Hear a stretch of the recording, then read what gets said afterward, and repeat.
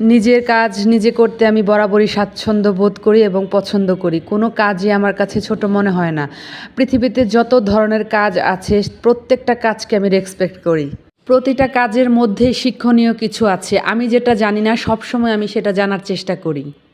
আমার জানতে ভালো লাগে, সেটা নিয়ে কাজ করতে জানতে, এটা আমার বরাবরই ভালো লাগে। এই একটা মানুষের সব কাজের অভিজ্ঞতা তো আর নেওয়া সম্ভব না, বা ধরে ধরে সব কাজ করা সম্ভব না। কিন্তু আমি মনে করি জীবন চলার পথে আমার যতটুকু কাজ করার প্রয়োজন ততটুকু আমি কেন করব না।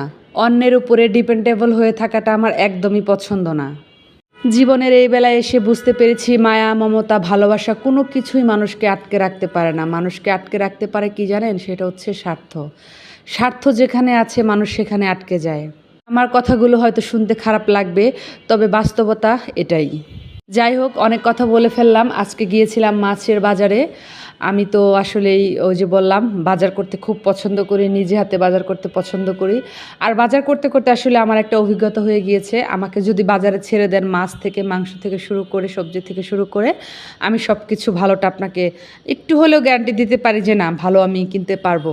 এই যে বারবার এই মাছটার দিকে চোখ আটকে যাচ্ছিল, এই মাছটা আমি প্রথম দেখলাম। তো এখানে মাঝিকে জিজ্ঞেস করলাম এই মাছের নাম কি। মাঝি আমাকে বলল যে এটা হচ্ছে সাগরের চান্দা মাছ।